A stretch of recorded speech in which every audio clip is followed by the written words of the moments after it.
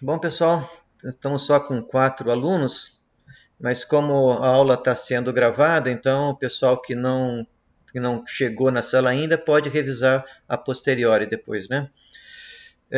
Então, como a aula está sendo gravada, eu vou começar identificando. Eu sou o professor Paulo Darnes, do Instituto Federal de São Paulo. Esta é uma aula síncrona do curso de Laboratório de Conversão de Energia 2. Eu mandei uma mensagem para vocês que nós iríamos fazer a experiência 10, mas como no modo remoto eu mudei a experiência 10 para simulação, então nós vamos fazer primeiro a simulação 1, que seria o último experimento que a gente faria em situação normal. Mas como nós vamos precisar dessa informação, então eu vou adiantar essa aula. Então, vou começar aqui. Lembrando, né, qualquer momento que vocês tiverem alguma pergunta, alguma dúvida, vocês podem me interromper, certo? Se fizer por áudio, eu já respondo na hora. Se optar por escrever, pode ser que eu demore um pouquinho para identificar a pergunta escrita, certo? Mas assim que eu identificar, eu respondo. Bom, eu vou começar então compartilhando o meu vídeo e vamos primeiro dar uma olhadinha no material que está no Moodle.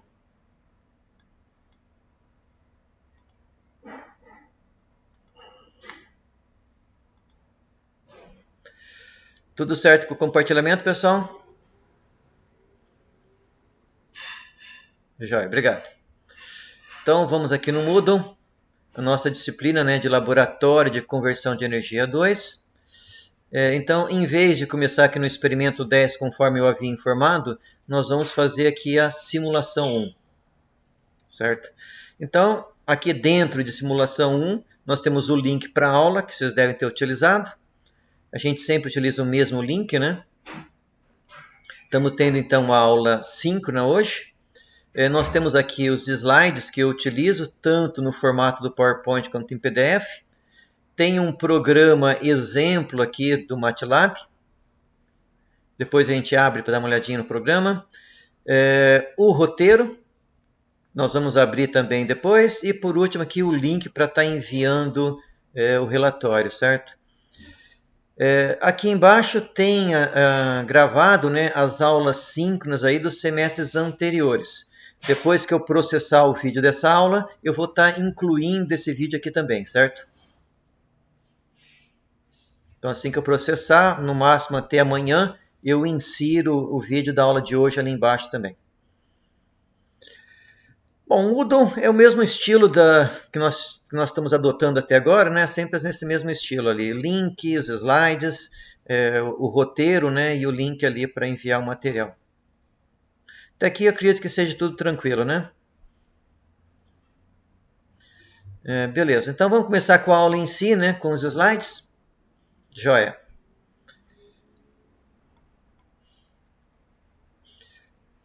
Então a nossa aula é sobre simulação, certo? Então pensando aí, primeiro passo que nós podemos simular o nosso motor é obter o seu modelo. E nós pretendemos simular a curva de torque da máquina de indução trifásica, certo?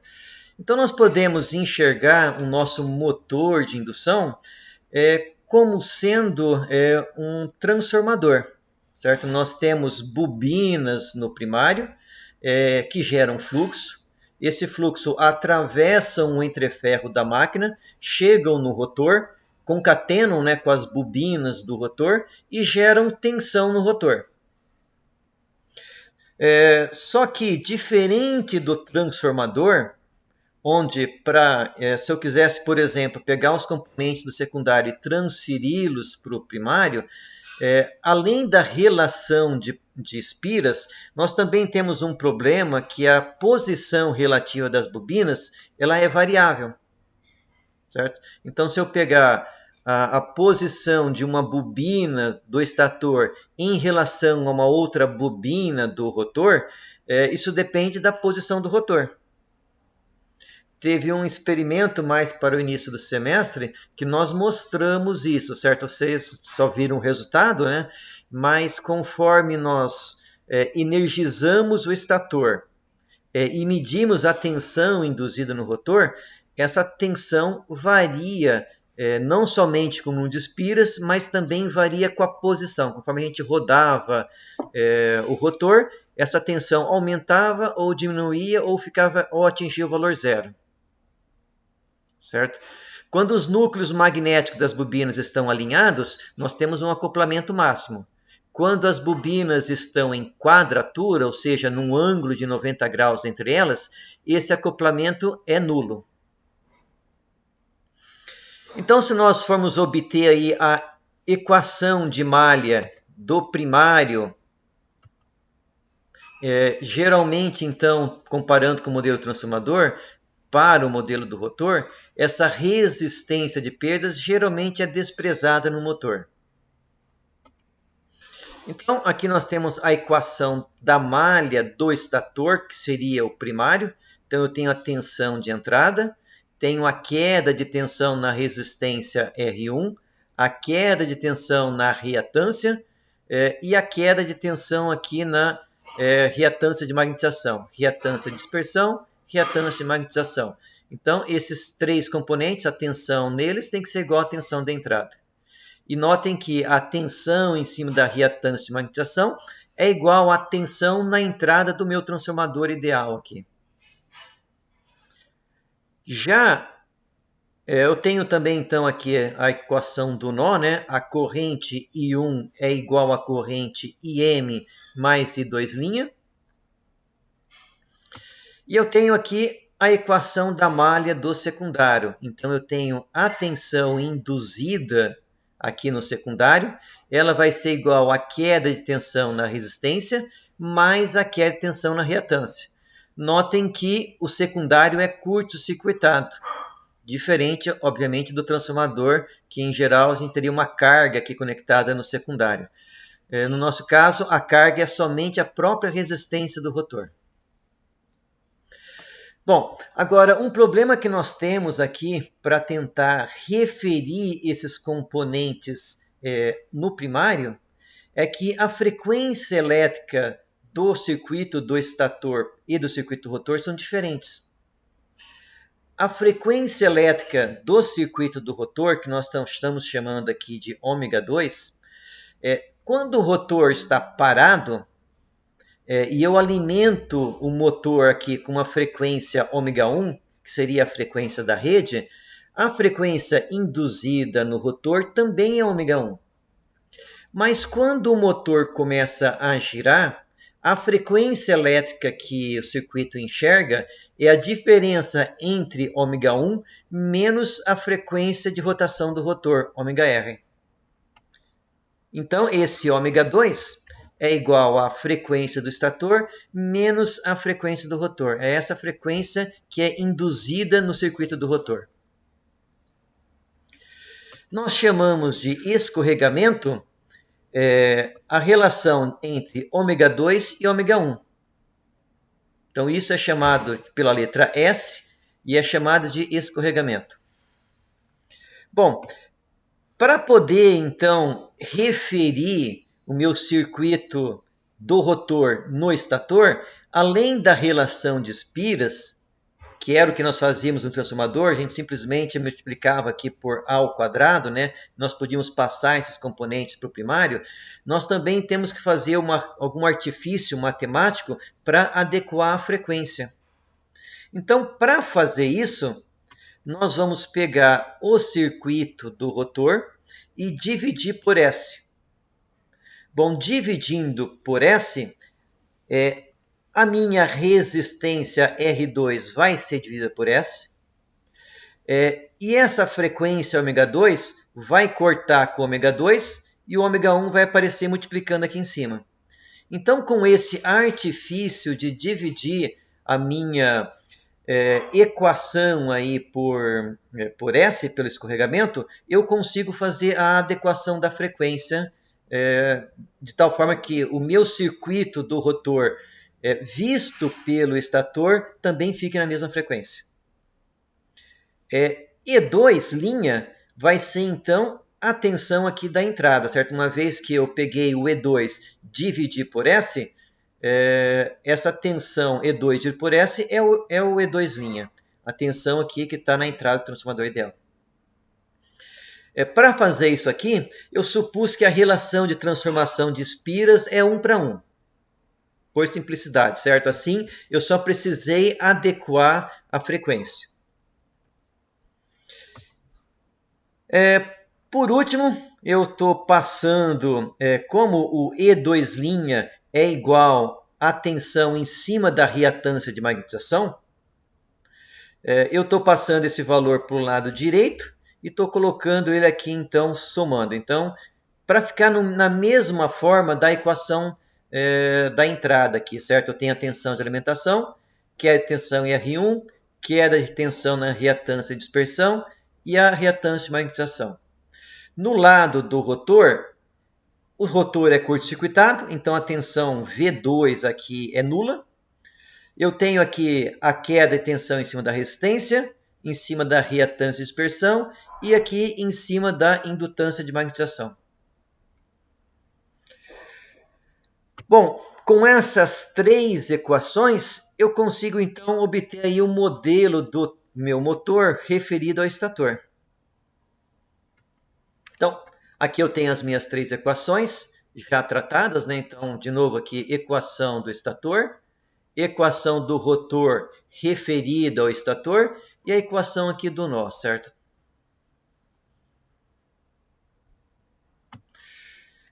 Bom, o circuito que me representa essas 3 equações eu peguei então os componentes do rotor e referi eles para o primário. Como o rotor está curto-circuitado, eu não tenho tensão aqui na entrada do rotor. Então aqui eu tenho, de novo, R1, XL1, XM, representam a equação dessa malha. E aqui eu tenho a equação da segunda malha, certo? R2, XL2 e o XM. E por último, a equação aqui do nó, né? Está chegando I1 nesse nó, sai o I2' e sai o I2 mais o I1, né? Que aqui é o IM, na verdade.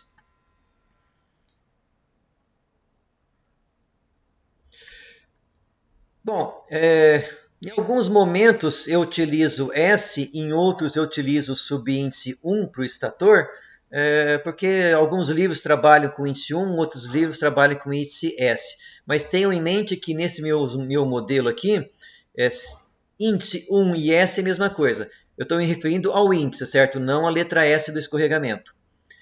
E para o rotor, às vezes eu utilizo R, às vezes eu utilizo 2, certo? Então, dependendo do livro que vocês encontrarem, podem utilizar a letra 2, o número 2 ou a letra R para rotor.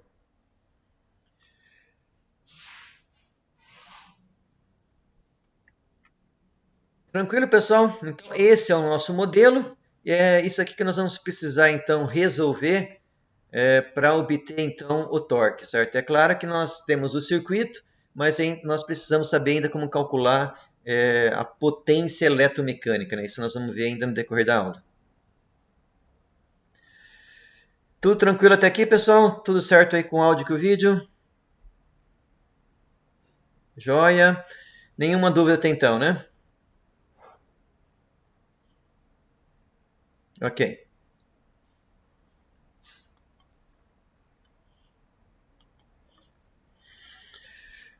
Bom, o escorregamento, como ele é definido aí como ômega1 menos ômega R dividido por ômega 1, ele também pode ser negativo. Certo? Esse escorregamento pode ficar negativo, o que me dá aqui uma resistência negativa. A princípio, parece algo bem estranho, né? Uma resistência negativa, né? Bom, como eu falei, quando nós fizemos aí essa transformação para obter o meu modelo aí do rotor referido ao estator, eu fiz uma transformação matemática, certo? Bom, uma resistência negativa é uma resistência que, em vez de consumir potência, ela fornece potência. Resistência, normalmente, sempre quando se alimenta uma resistência, não importa por que lado a corrente entre, certo? Se a corrente é positiva ou negativa, resistência sempre dissipa potência. Uma resistência negativa, ela vai estar, em vez de consumindo, fornecendo potência. Então, matematicamente, é esse o significado de uma resistência negativa. Mas isso só vai acontecer se a velocidade do rotor ficar maior que a velocidade do estator. Se por algum meio a gente acelerar o rotor para ter uma frequência maior do que a frequência do estator. Isso a gente só consegue fazer se tiver alguma força mecânica externa fornecendo energia mecânica para o eixo. Vocês devem lembrar dos dados aí de um experimento, eu não sei se foi o experimento 8 ou 9, que vocês tinham os valores ali da potência, né? E quando a frequência do rotor ficava maior do que 3.600 RPMs, a minha potência ali que a minha máquina estava fornecendo passava de positivo para negativo, ou seja, o meu motor de indução passava a trabalhar como gerador. Do ponto de vista de torque, significa que o torque da máquina fica negativa. Então, se eu olhar aqui a minha curva de torque para a minha máquina parada, né, eu estou nessa posição aqui, em cima da curva do conjugado. Quando a minha máquina acelera, eu tenho essa curva que cresce rapidamente, chega no máximo e depois cai de forma bem abrupta. Exatamente em ômega 1, quando a frequência do rotor é igual à frequência do estator, exatamente nessa posição o torque é nulo. Se o meu rotor acelera acima de ômega 1, o escorregamento fica negativo. Logo, o torque também fica negativo. Então, no modo motor, eu tenho torque positivo. Modo gerador, eu tenho torque negativo. Lembrem que eu já comentei isso com vocês. A máquina, quando opera no modo gerador, o seu torque ela se opõe ao movimento do eixo. Por isso que esse torque está negativo. E se eu tentar rodar a máquina no sentido contrário ao sentido da velocidade do estator, ele vai trabalhar no modo de frenagem. Que não é um modo que a gente costuma trabalhar muito, porque a corrente é muito elevada e o torque é baixo, certo? Então não é uma região de operação comum aí de se trabalhar. Mais comum é trabalhar na região de motor, em algumas aplicações na região de gerador. Ou em alguns momentos durante a operação do motor, certo? Se eu tenho esse motor, por exemplo, aplicado em um carro elétrico, eu posso aproveitar num momento de descida e colocar meu motor trabalhando como gerador, ou seja, freando o carro numa descida. Feito isso, o meu motor vai estar devolvendo energia para a bateria. Isso é chamado de frenagem regenerativa. Então, a minha máquina, dependendo do tipo de aplicação, ela pode trabalhar em alguns momentos como motor, em outros momentos como gerador.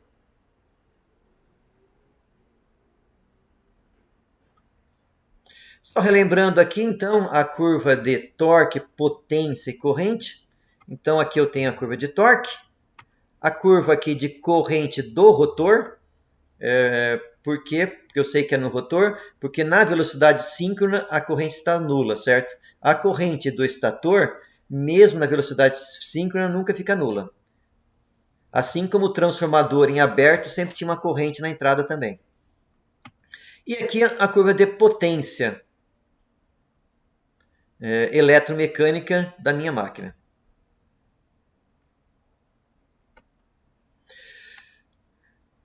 Bom, vocês devem lembrar que no experimento 6, vocês obtiveram, foi passado para vocês os dados da curva de torque em função da rotação. Só que no laboratório, nós só conseguimos obter a nossa curva de torque até o torque máximo aqui, certo? Nessa parte aqui da figura, a minha máquina não estabiliza, certo? Ela não fica com a velocidade parada, então eu não consigo fazer as leituras. E também nós tínhamos a curva de corrente, também aqui da velocidade síncrona até mais ou menos o ponto de máxima aqui.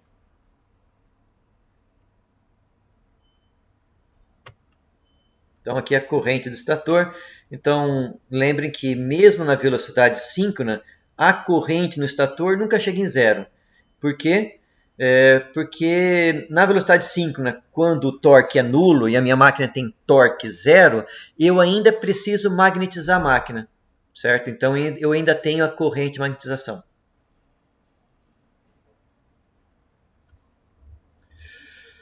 Bom, aqui nós temos então uma foto aí do nosso laboratório. Então, do lado esquerdo aqui é nosso motor de indução trifásico. Do lado direito é um freio de corrente contínua para aplicar torque na máquina. Lembrando, no laboratório, então, a gente alimenta o nosso motor de indução trifásica.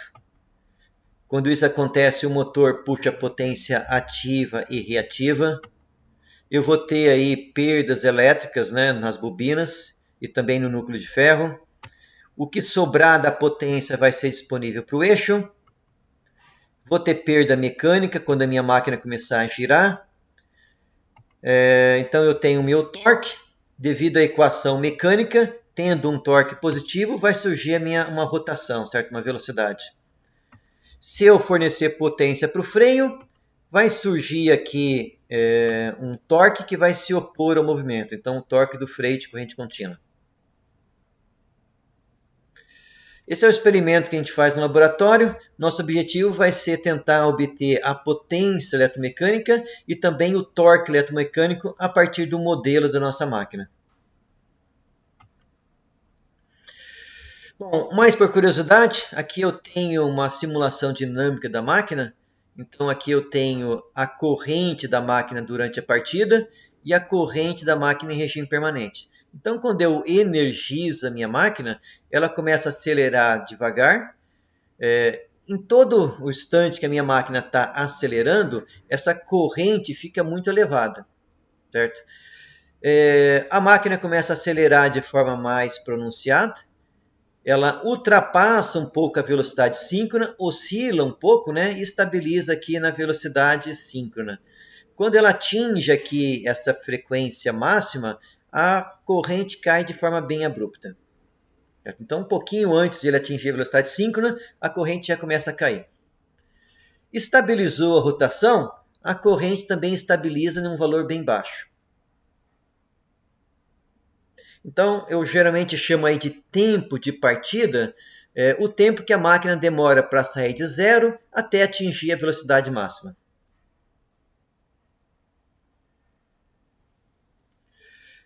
Bom, então nós temos aqui de novo o modelo aí da minha máquina, né? Se eu quiser, por exemplo, no experimento 7, nós fizemos um ensaio de obtenção desses parâmetros. Então, vocês fizeram os cálculos aí dos parâmetros. Eu tenho, então, o Z1, que eu estou chamando de impedância de entrada, que é igual ao R1 mais o XL1. Eu tenho aqui o Z2, que é igual a R2 sobre S mais o XL2. E tenho aqui o que eu estou chamando de Z3, que é a minha reatância de magnetização. Minto. Na verdade, o Z3 é a reatância de magnetização em paralelo aí com o Z2, que são essas duas impedâncias. E por último, eu tenho o Z4, que vai ser então esse Z3 em série com o Z1, certo? Essas impedâncias aqui são importantes para eu conseguir resolver esse circuito. Algo muito parecido com o que nós fizemos com o transformador no semestre passado. Nós também fizemos o modelo transformador, obtendo essas impedâncias aqui, certo? Ou seja, eu fui simplificando o circuito até obter uma única impedância aqui na entrada do meu modelo. Bom, uma das diferenças para o transformador está aqui no escorregamento, certo? Esse escorregamento, ele depende da frequência de alimentação, que a princípio vai ser constante, mas ele também depende da frequência do rotor. Então, esse S, quando o rotor está parado, S é igual a 1. Se S é igual a 1, R2 é o próprio valor do R2. Quando a minha máquina acelera, esse escorregamento vai diminuindo, o que significa que essa resistência vai aumentando. Exatamente na velocidade síncrona, ômega1 é igual a ômega r. Assim, o escorregamento é nulo. Com o escorregamento nulo, essa resistência equivalente vai para infinito. Ou seja, na velocidade síncrona, quando o rotor gira na mesma velocidade do campo do estator, eu não tenho tensão induzida no rotor. O que nós estamos vendo no nosso modelo? A resistência é infinita, automaticamente eu não tenho corrente também I2. Então, se eu quiser resolver esse circuito para toda a velocidade, eu preciso fazer essa variação no S, certo? Então, primeiro passo para nós modelarmos o nosso motor e obtermos a curva de torque é variar a rotação da minha máquina de 0 até ômega1. Para cada valor de rotação que eu aplicar, eu tenho que resolver todo o circuito de novo, certo? Eu preciso, porque quando eu variar a rotação, o S varia. Automaticamente o Z2 varia. Se o Z2 varia, o Z3 varia. Se o Z3 varia, o Z4 também varia, certo? Então, eu alterei a rotação, eu preciso recalcular essas impedâncias. Porque variei ômega R, vai variar o escorregamento. E o ômega R, para a gente traçar a curva de torque da máquina no modo motor, ele tem que variar de 0 até ômega 1.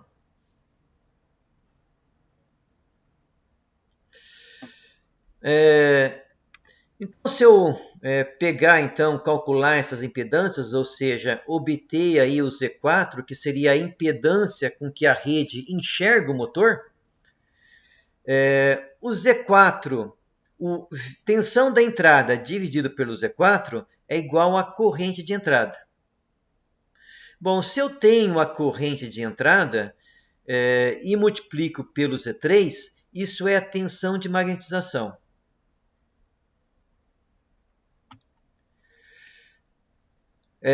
Bom, se eu tenho então essa tensão de magnetização dividido pelo Z2, é a corrente I2. Por fim, a potência chamada de G, de potência de entreferro, ou seja, a potência que sai do meu estator, atravessa o entreferro e vai para o rotor, ela é igual à potência dissipada na resistência do rotor. Essa resistência é R2 por S, vezes o módulo da corrente I2 ao quadrado. Aqui nós estamos multiplicando por 3, porque o meu modelo é por fase e o meu motor é trifásico. Então, como eu tenho três fases, né, essa potência tem que ser multiplicada por 3 para dar a potência total do motor trifásico.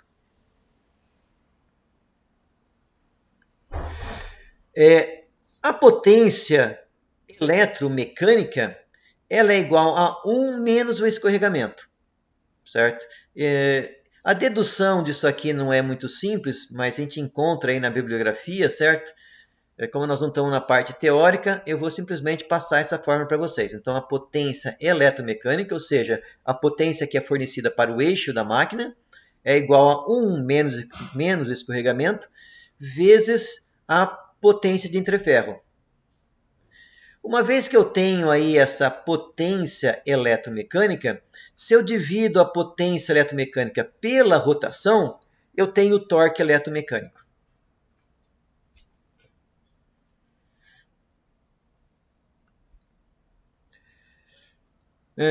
Bom, aqui o procedimento, eu vou abrir o roteiro, certo? Então, a primeira parte teórica que eu queria passar para vocês, a gente já viu aí, certo? Então, eu vou voltar para o Moodle. Só queria saber se continua tudo certo, tanto o áudio quanto o vídeo. Está todo mundo me acompanhando? Tá jóia. Obrigado aí pela resposta. Então, vamos voltar aqui para o Moodle. Eu vou, primeiramente, abrir o roteiro. Então, nesse roteiro da simulação, apesar de eu ter dito que a atividade está individual aqui, certo? Na verdade, eu estou aceitando a atividade nos mesmos grupos, certo? Que eram, na verdade, grupos de 3. Eu preciso corrigir aqui também. Então, Quem está trabalhando com um grupo pode continuar trabalhando em grupo, né, sem nenhum problema. Depois eu corrijo isso aqui.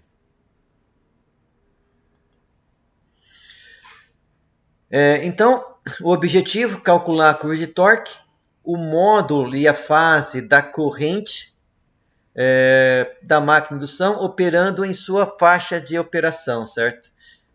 Em toda a sua faixa de operação, isto é, velocidade variando de menos ômega 1 até 2 ômega 1. 2 vezes ômega 1, certo? Ou seja, aquela curva que me mostra toda a faixa de operação. Eu vou demonstrar para vocês aqui somente ela operando de 0 até ômega 1, certo? Eu quero que vocês plotem essa curva aqui. Ela operando então de menos ômega 1 até 2 vezes ômega 1. Isso que eu quero que vocês façam. Eu vou, para não entregar tudo feito para vocês, eu vou demonstrar aqui hoje a curva de torque de 0 até ômega 1. Quais são os dados aí da máquina? 220, 60 Hz. Aqui nós temos os parâmetros do estator, seria o R1, né? 0,5 ohm. A indutância de dispersão, 4 mH. Resistência do rotor, 0,75 ohm. Indutância de dispersão do rotor, 4 mH também. E a indutância de magnetização, 40 mH. Nós vamos trabalhar então aí com o arquivo que está disponível no Moodle. Vocês vão precisar então fazer um ajuste no for, certo? Porque eu vou demonstrar a máquina funcionando de 0 até ômega 1. E vocês têm que fazer ela operar de ômega 1 até 2 ômega 1. Menos ômega 1 até 2 ômega 1. E vocês precisam plotar as curvas de torque, módulo e fase da corrente do MIT, certo? Indicar no gráfico, né, cada uma das áreas, né? Nós temos a área operando no modo freio, modo motor e modo gerador. E vocês também vão incluir aí no relatório o programa de simulação para eu ver se vocês conseguiram atribuir os valores para as variáveis, certo? E também se vocês fizeram um ajuste correto do for. Vocês vão precisar então, aqui no for, fazer o ajuste para que a máquina faça, para que vocês consigam plotar as curvas na faixa de operação que eu estou solicitando. Bom, eu vou então abrir aqui o programa, né, o exemplo de programa que eu passei para vocês.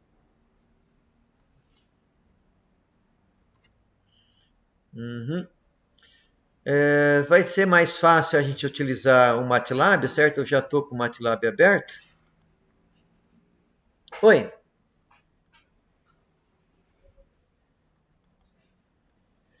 Ele tem que cobrir de menos ômega 1 até 2 ômega 1. Certo? O programa exemplo que vocês têm, eu acho que eu vou trabalhar aqui mesmo, não no MATLAB, porque eu posso aumentar a letra aqui, certo? Então eu vou direto para o for, depois eu volto para o início, certo? Do jeito que o for está ajustado nesse programa, ele vai fazer de 0 até ômega 1. Certo?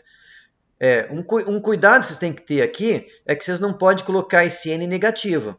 Porque se colocar N negativo, quando ele for utilizar o N aqui no índice, ele vai dar problema, que o vetor não consegue trabalhar com índice negativo. Se vocês colocarem negativo, vocês têm que colocar alguma soma aqui para o índice não ficar negativo, certo? Então, depende. Tem várias maneiras de resolver esse problema, né? Eu acho que cada um vai acabar encontrando uma solução um pouquinho diferente. Mas o importante é que essa velocidade aqui, ela tem que variar de menos ômega 1 até 2 vezes ômega 1, certo? Do jeito que ele está, ele vai de 0 até ômega 1. Mas vamos correr o programa primeiro, depois a gente discute de novo aí o que vocês têm que fazer, certo? Então, temos no início do programa alguns comentários, alguns comandos para zerar a memória do MATLAB. Essas 3 variáveis são para me ajudar aqui a fazer a variação da tensão, a variação da frequência e para variar a tensão e frequência simultaneamente. Então, são variáveis auxiliares que, a princípio, vocês vão deixar em 1, certo? Eu vou utilizar aqui hoje para mostrar a curva de torque quando a gente varia a tensão, quando a gente varia a frequência. Por isso que eu tenho essas constantes aqui que são auxiliares para demonstração, tá? Mas vocês vão deixar em 1. Bom, aqui nós temos os valores que nós temos que inicializar o programa, certo? Para diversas configurações, certo? Eu já vou fazer o ajuste para o roteiro. Deixa eu ver se o roteiro está aberto aqui. Então, o roteiro diz que o RS tem que ser meio e o RR 075. Na verdade, não adianta eu mexer aqui, tá? Tem que mexer no MATLAB. Então, eu vou colocar aqui RS está como meio e o RR está como 0,5. Então, no MATLAB eu já ajustei, certo? Aqui não está correto. A reatância de magnetização, ela tem que ser... bom, primeiro vamos ver aqui o ômega 1. Ômega 1, ele é igual à frequência de entrada em radianos por segundo. Então, o ômega 1 ele é 2πf. Se f é 60, vezes 2 vezes π, essa frequência ômega 1 dá praticamente 377. Certo? A reatância, para eu calcular a reatância, eu preciso pegar a indutância e multiplicar por ômega 1. Então, essa indutância que nós passamos aqui de 4 mili, para obter a reatância, eu preciso multiplicar por ômega 1 vezes o valor de 4 mili. Eu também não posso esquecer de multiplicar aqui por I ou J, porque essa reatância é um número complexo. Certo? O mesmo para o XM. XM, então, é igual a 40 vezes I vezes o ômega 1, que é o ômega C aqui, certo? Por que eu estou utilizando o ômega C? Porque o ômega, a reatância, ela varia com escorregamento também, né? Desculpa, eu minto. A reatância, ela não varia com escorregamento. Que também, no meu exemplo aqui, eu vou variar o ômega 1 para mostrar o que acontece com as curvas de torque quando a gente varia a frequência de entrada da minha máquina. Certo? Então, vocês podem simplificar um pouco aqui, certo? Esse XLS, ele tem que ser igual, então, a ômega 1 vezes 4 mili vezes I, que é o número complexo. E o XM tem que ser igual a 40 mili vezes I vezes o ômega M. Então, essas variáveis aqui na entrada vocês têm que ajustar. Aqui eu também já coloquei os parâmetros da nossa máquina do laboratório, certo? Está tudo comentado, né? Seriam os parâmetros da máquina do experimento 7 operando com 2 polos, com 4 polos, do experimento 8 em estrela e do experimento 8 em delta, certo? Está comentado, se eu quiser simular essas máquinas, basta que eu remova o comentário, certo? Bom, o que o meu programa faz aqui, né? Eu vou traçar essa curva de torque e do 0 até ômega 1, eu vou utilizar 1000 passos de simulação para ter uma boa resolução na curva de torque. Certo? Poderia ter utilizado menos passos? Poderia, mas eu acho que 1000 passos fica uma resolução melhor e a curva fica mais arredondada, né? Bom, se eu vou dar 1000 passos, o meu passo na frequência vai ser o ômega 1 dividido por 1000 passos. Então, esse é o passo da frequência. Ômega 1 é a frequência em radianos por segundo, que é 377. Então, aqui é 377 dividido por 1000, vai dar lá 0,377 de passo na frequência em radianos por segundo. Bom, eu vou fazer então o meu for aqui, variar de 1 até 1001. Certo? Quando esse n for igual a 1, eu tenho aqui n dividido n, que é 1, menos 1, dá 0. Ou seja, quando n for igual a 1, a velocidade do rotor é igual a 0. Quando n for igual a 1000, a velocidade, quando o n for igual a 1000, na verdade 1001, né, que é o final do meu for, 1001 menos 1 vai dar 1000. Como esse ômega p foi dividido por 1000, eu vou ter aqui ele multiplicado por 1000 novamente, que vai dar o próprio ômega 1. Certo? Então, com esse for variando de 1 até 1001, essa frequência aqui vai variar de 0 até ômega 1. Bom, toda vez, o objetivo aqui de estar colocando ômega r parênteses n é que eu quero guardar esse vetor de velocidade, certo? Então, eu estou criando aqui um vetor. Para cada passo de simulação, o escorregamento vai variar. E o que é o escorregamento? Ômega 1 menos ômega r dividido por ômega 1. Notem que eu não coloquei aqui o n, né? Ou seja, eu não estou guardando o valor de escorregamento, certo? A cada passo de simulação, ele está sendo sobreposto. O Z1, ele nem precisava estar dentro do for, certo? Ele podia ter sido calculado aqui fora, porque ele não varia com escorregamento ou com rotação, certo? Então, esse Z1 poderia estar aqui do lado de fora.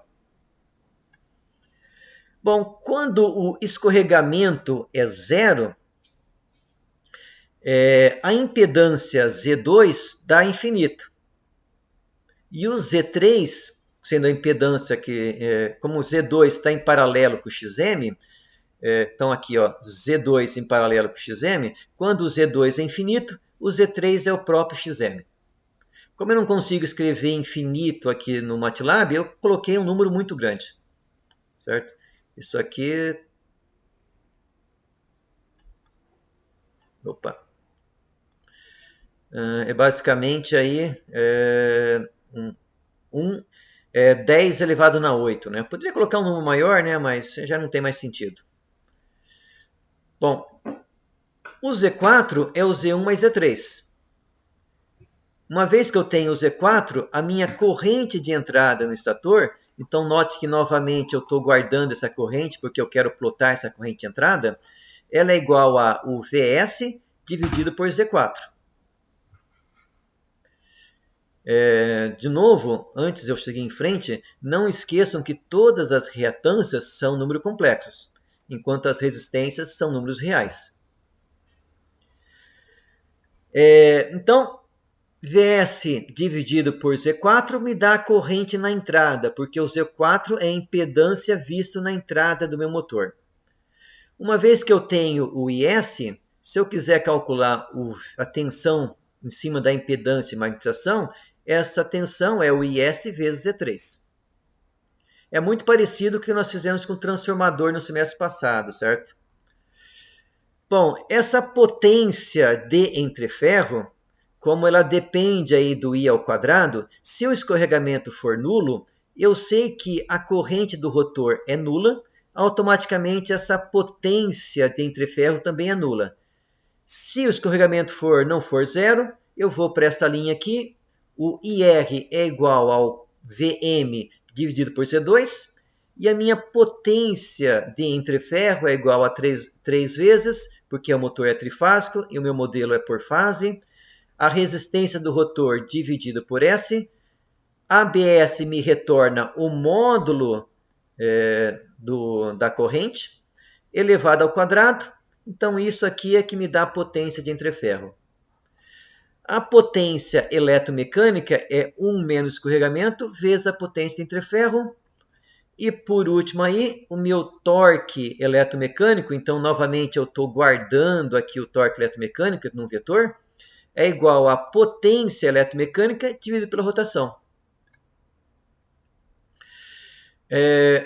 Como eu não consigo plotar um número complexo, eu estou aqui obtendo o módulo da corrente do estator, que é ABS, que me retorna um módulo de um número complexo, e aqui eu estou obtendo o ângulo da corrente do estator. Então, o ângulo da corrente do estator, tem um comando aqui no MATLAB Angle, me retorna o ângulo de um número complexo em radianos. Para plotar, para nós visualizarmos, é melhor ter ele em grau, certo? Então, para obter esse ângulo em grau, eu multiplico por 180 e divido por π, para obter o ângulo da corrente do estator em graus.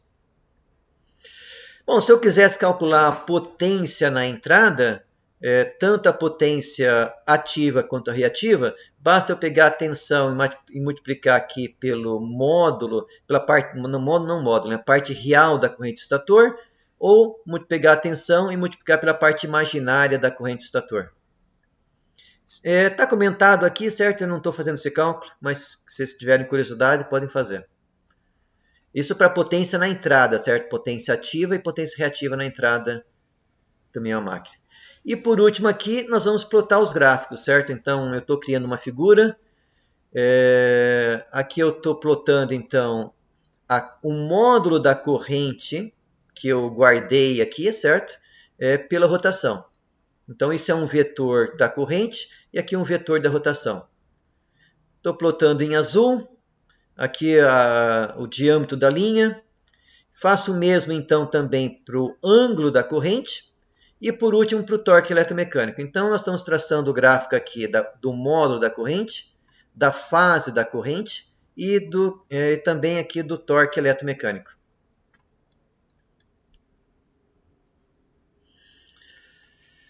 Tranquilo até aqui, pessoal? Então, meu objetivo agora é rodar aí o programa no MATLAB e ver o que acontece com essa curva de torque. Então, agora eu vou voltar para o MATLAB. Dar uma conferida se não tem nada de errado aqui. Resistência igual a 0,5. Resistência do rotor 0,75. Reatância aqui de dispersão 0,4 vezes ω1. A reatância de dispersão do rotor é igual ao do estator. E o XM aqui, ω1 vezes 0,04 vezes... Não, vejam que eu estou sempre multiplicando por I as reatâncias para ser um número complexo. Deixa eu ver que tem uma pergunta.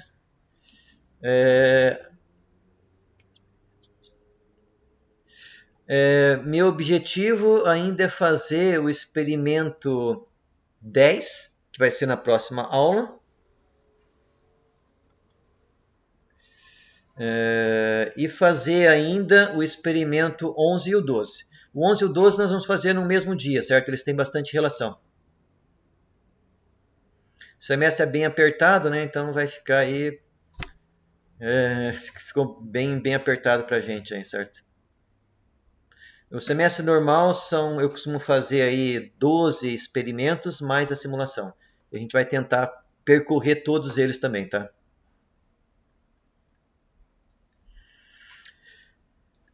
Vamos então rodar a nossa simulação. Pelo que eu vi ali está tudo certo. Se eu não fiz nenhuma alteração aqui, vamos rodar. Vamos ver o que acontece.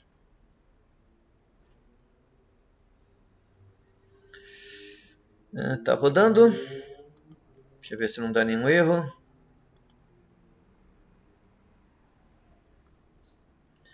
No MATLAB funcionou. Eu vou pedir só um momentinho para vocês. Deixa eu parar o compartilhamento aqui um pouco.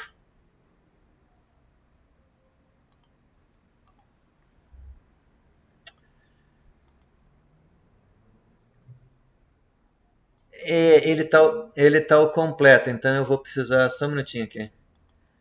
Para não dar a resposta final para vocês, eu preciso alterar lá e tirar isso aí. Só um minutinho.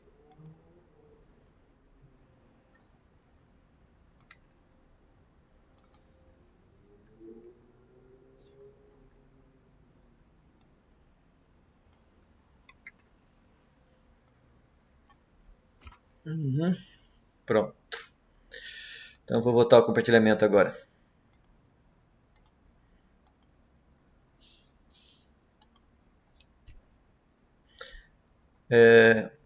Bom, esse seria o gráfico aí que vocês teriam que obter, algo mais ou menos assim, certo? No experimento de vocês. Eu vou voltar aqui, apagar, e nós vamos fazer o gráfico somente de 0 até ômega 1 agora.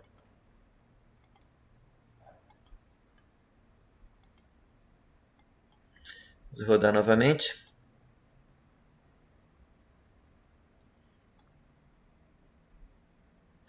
Então aqui nós temos a curva de torque para esses parâmetros aqui, né, que eu passei para vocês. Deixa eu só ver se a resistência do rotor está correta.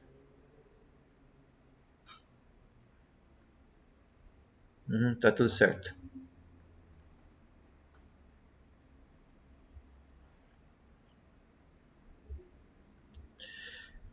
Então nós temos aqui a curva de torque. Então notem que essa curva, a queda dela não é tão abrupta, certo?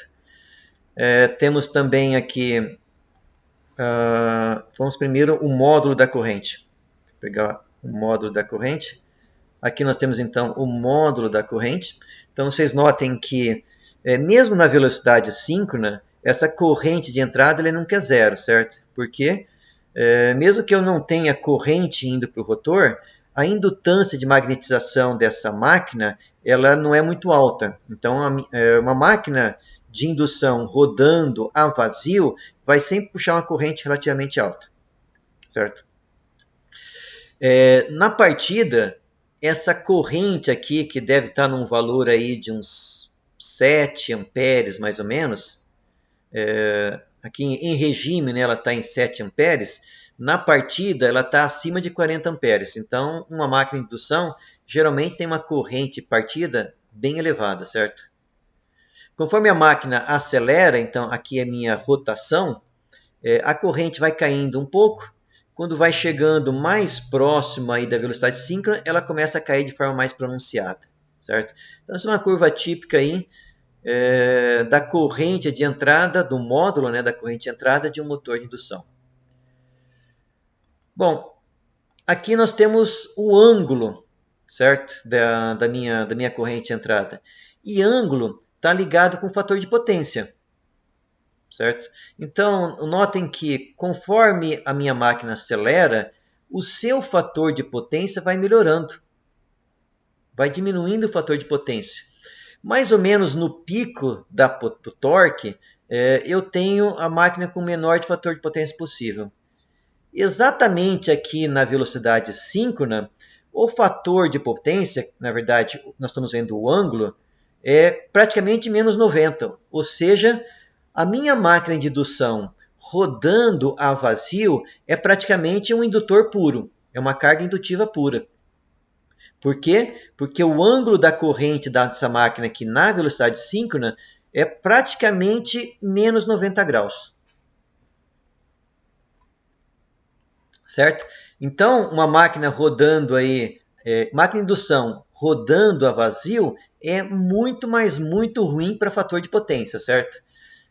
Então, se numa indústria, se tiverem uma máquina de indução rodando a vazio, se puder desligar, desligue, certo? Porque ela não gera trabalho, né? Não gera nenhuma energia útil, mas está acabando com o fator de potência, certo? Então, máquina de indução rodando a vazio, fator de potência muito, muito ruim. Bom, vamos ver o que acontece com essas curvas quando eu variar a tensão de alimentação. E variar a tensão de alimentação é o que um software start faz, certo? Vocês devem estar tendo aula com o professor César. Eu acredito que ele deva ter comentado com vocês sobre soft start. Então, se eu variar, vou tentar rodar aqui de novo, variando a tensão de alimentação. Então, aquelas variáveis que eu falei que tinha no início, é justamente para me ajudar nessa variação aqui, certo? Então, eu vou fazer com que a minha máquina rode com uma tensão de 80% da tensão nominal, que era 220. Vamos rodar.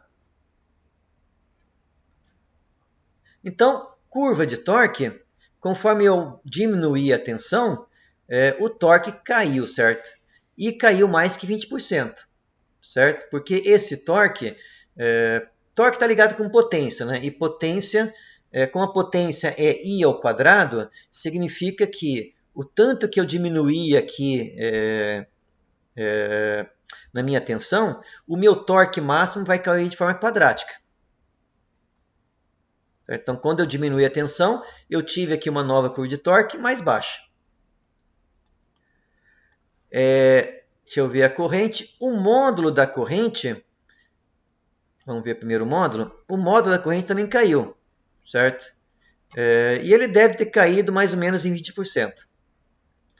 Já o ângulo da corrente não varia, certo? Porque esse ângulo da corrente ele depende somente das reatâncias. E as minhas reatâncias dependem da rotação, elas não dependem da tensão. Então, o ângulo ou o fator de potência da minha máquina não está ligado com a tensão de alimentação. Mas o módulo da corrente, obviamente, cai.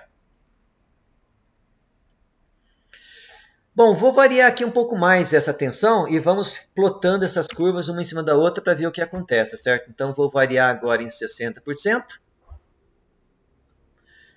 O meu torque caiu mais ainda, certo? Minha corrente também está caindo.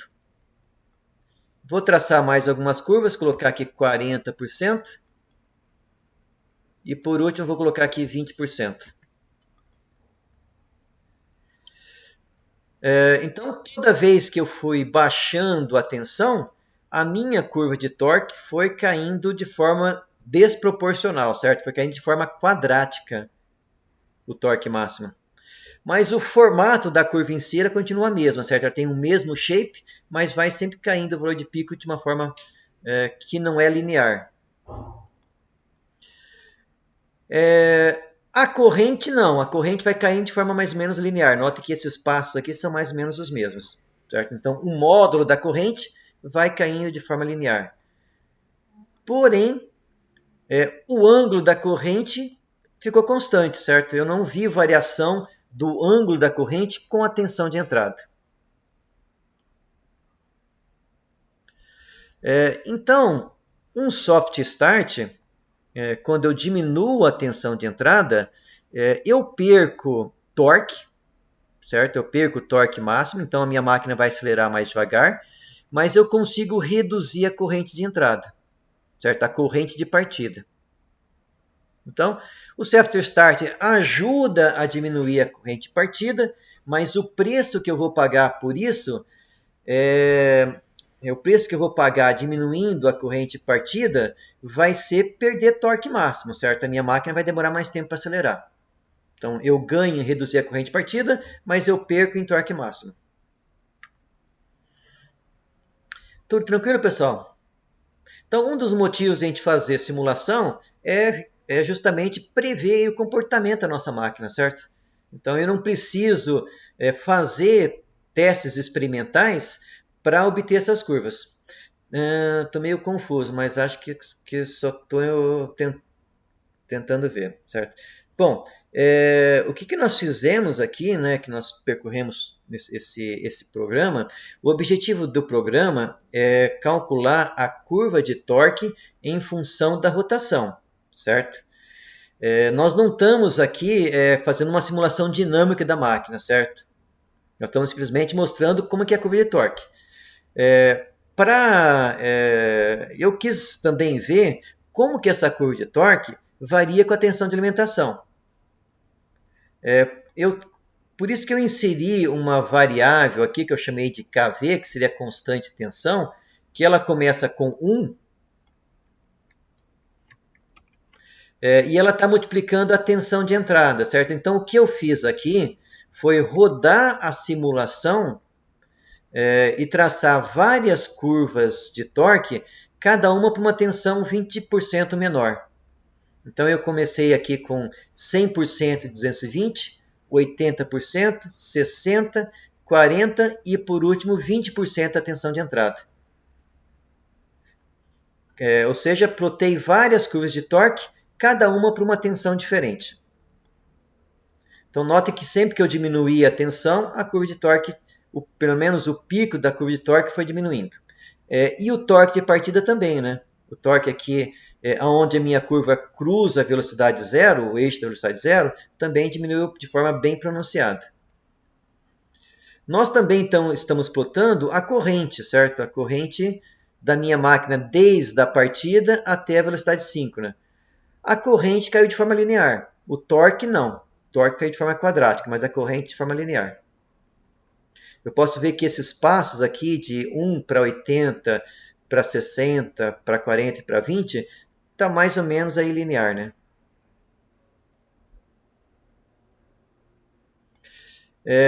Nós também estamos plotando, além do módulo da corrente, o ângulo da corrente de entrada.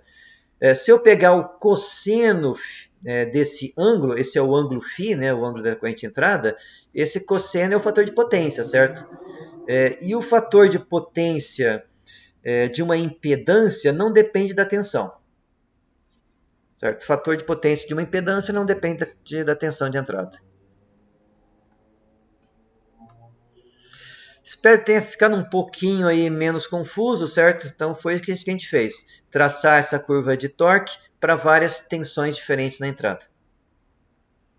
É basicamente o que faz um software start, certo? Ele diminui a tensão de entrada, só que o software start não consegue mexer na frequência. Ela trabalha com frequência fixa. Oi. O ômega C, o ômega C é uma variável que eu estou utilizando para poder variar a frequência. Nesse momento, o ômega C está igual a 1. Deixa eu abrir de novo o programa aqui, deixa eu ver se estou com ele aberto. Aqui.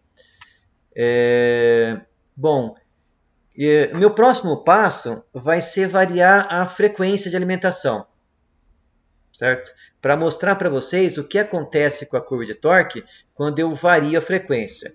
Bom, eu só consigo variar a frequência quando eu tenho um inversor de frequência, certo? Geralmente, boa parte das máquinas trabalha conectada direto na rede elétrica. Quando eu conecto direto na rede elétrica, eu não consigo alterar a frequência de alimentação. Vai ser sempre 60 Hz ou 377 radianos por segundo. Se eu tenho um inversor de frequência, eu posso variar a frequência de alimentação. Esse é o próximo passo que eu vou simular. Bom, quando eu vario a frequência de alimentação, a reatância da máquina varia, porque o valor da reatância é 2πf. Se eu vario f, que é a frequência de alimentação, a reatância vai variar. Por isso que eu estou usando essa variável auxiliar ômega c. Eu vou agora abrir o programa, eu acho que aqui está melhor. Eu estou utilizando esse ômega c, que ele... para quê? Para poder aplicar uma proporção aqui na minha reatância.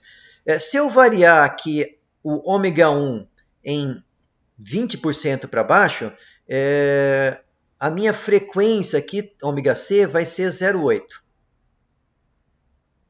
Certo? Então, pode. Isso aqui foi só para me facilitar eu plotar essas várias curvas aí, certo? Porque daí eu preciso mexer só numa variável aqui, tá? Isso foi só para facilitar a minha parte aqui. Se vocês quiserem deletar isso aqui e deletar essas contas, como geralmente elas são 1, né? Se você quiser deletar tudo isso aqui, você pode deletar, tá? Não vai te atrapalhar. E você pode também tirar esse ômega C aqui também não vai atrapalhar vocês. Certo?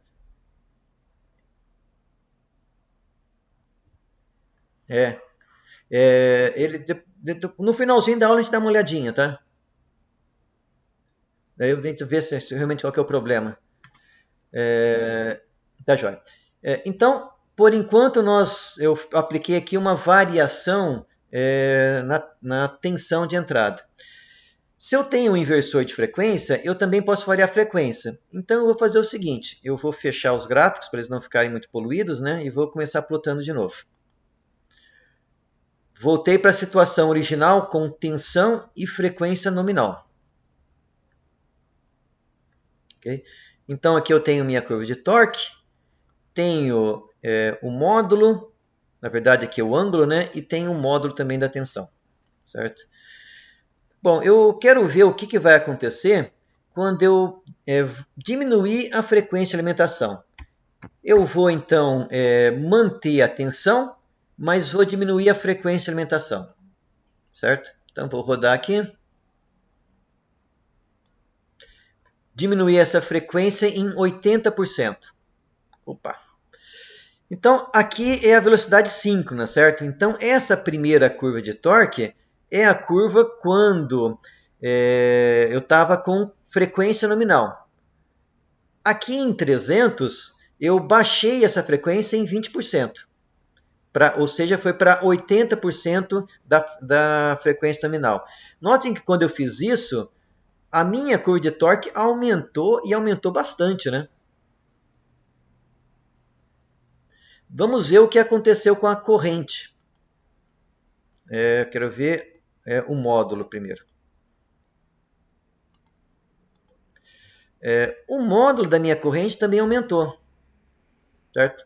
A corrente partida aumentou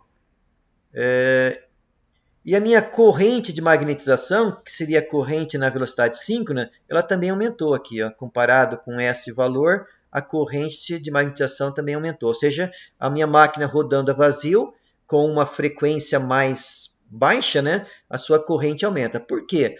Quando eu vario a frequência, as minhas reatâncias ficam menores. Se as reatâncias ficam menores, a corrente vai aumentar.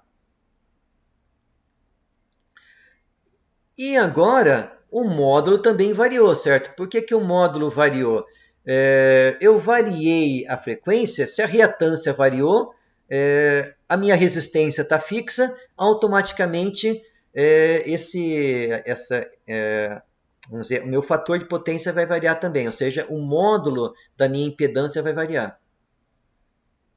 Então, quando eu baixei a frequência de alimentação, a minha máquina, na partida, ela ficou menos indutiva, porque a reatância diminuiu, então a resistência ficou constante, então ela ficou menos indutiva. Mas aqui, a vazio, ela continua praticamente um indutor puro, certo? Diminuiu bem pouquinho aqui, certo? Esse ângulo a vazio, mas continua muito indutivo. Eu vou rodar agora várias curvas, sempre diminuindo a frequência. Então, 60%, 40% e, por último, aí, 20% da frequência nominal. Bom, conforme eu fui, então, baixando essa frequência, a minha curva de torque foi ficando cada vez maior. Mas foi ficando muito maior, certo? Note que ela aumentou aqui para a frequência nominal, essa 20% ficou uma frequência, uma curva de torque muito maior. Certo?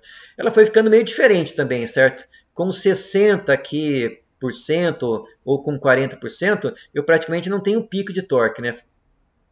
O torque de partida nessa última curva aqui, nessas duas últimas, né, tá maior, o maior torque é o torque de partida. O módulo da corrente, opa, aqui deve ter um erro aqui, certo?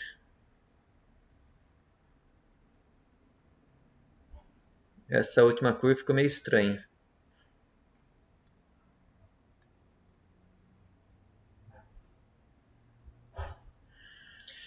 A minha corrente foi ficando também cada vez maior, certo? Eu não sei bem o que aconteceu com essa corrente, depois eu dou uma conferida. E por último, fator de potência. A gente também consegue ver aqui que o fator de potência, a minha máquina foi ficando cada vez menos indutiva, então note que o fator de potência foi aumentando. E por último aqui, né, meu fator de potência, mesmo com a máquina rodando a vazio, ficou assim bem baixo, né? Bom, uma coisa que nós vimos aqui é que quando eu variei somente a tensão, o meu torque caiu muito. Quando eu variei somente a frequência, o torque aumentou bastante, mas a corrente, o seu módulo, também aumentou demais, certo? Vamos ver o que acontece quando a gente varia simultaneamente tensão e frequência. Então, eu vou voltar para a situação original, certo? Vou rodar aqui a situação original. Tensão e corrente, na verdade, é tensão e frequência nominal. Então, aqui o meu torque, aqui o ângulo e aqui, opa, não é fazer isso. E aqui o módulo da corrente. Agora nós vamos variar simultaneamente tensão e frequência. Vou variar os dois para 80% do valor nominal.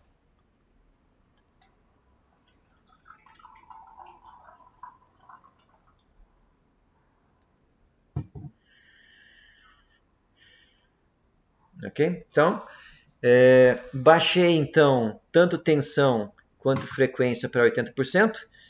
Notem que o meu torque ele até aumentou um pouco, mas não aumentou tanto assim, certo? Vamos ver o módulo da corrente. O módulo da corrente ele aumentou um pouco também.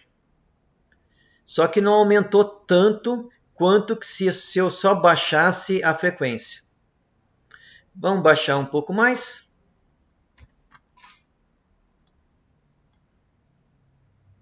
60%. Vou fazer já 40%. E vamos fazer aqui 20%.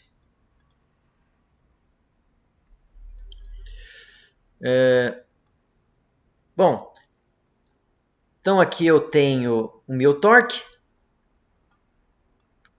Vamos pegar aqui a corrente, o módulo da corrente. Quero colocar os dois lado a lado. Então, conforme eu baixei baixei tanto tensão quanto frequência, note que a minha corrente de partida ela não variou muito. Conforme eu fui então baixando a tensão e frequência, esse meu ponto máximo aqui do meu torque de partida, ele aumentou até um pouco, né? Até que esse torque de máximo chegou aqui praticamente igual ao torque de partida. A partir desse momento é que eu perdi um pouco de torque, certo? Bom, essa ideia aí de variar tensão e frequência ao mesmo tempo faz com que eu não perca torque de partida e faz com que como se diz, a minha corrente de partida não aumente muito. Certo? Dependendo da máquina, essa corrente de partida vai inclusive diminuir.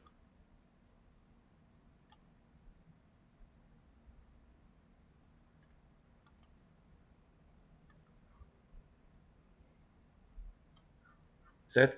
Então essa é uma estratégia que se usa quando eu baixo frequência, tensão e frequência na mesma proporção. Isso é chamada de VF constante. Certo? A gente trabalha com a relação entre tensão e frequência constante. É um método de partida mais utilizado, um método mais simples, mas também o mais utilizado em inversor de frequência. Eu consigo aumentar o torque de partida sem precisar pagar com isso uma corrente de partida muito elevada. Essas curvas elas variam um pouco aí de motor para motor, certo? Esse motor que eu peguei não é um motor muito bom, esses parâmetros que nós estamos utilizando ali. Acho que são parâmetros do motor de laboratório, então não está muito legal. Mas é a melhor estratégia para a gente não perder torque e ao mesmo tempo não precisar utilizar uma corrente muito elevada. Certo? É chamado de partida VF constante. É bem utilizada aí, é uma configuração que vocês vão encontrar em inversor de frequência. Não sei se com a aula remota aí o professor César está conseguindo trabalhar essa parte com vocês também. Mas é um ajuste que é feito nos inversores para a gente conseguir fazer com que a máquina parta, certo? Não perca torque de partida e ao mesmo tempo você não tenha que utilizar uma corrente muito elevada durante a partida também.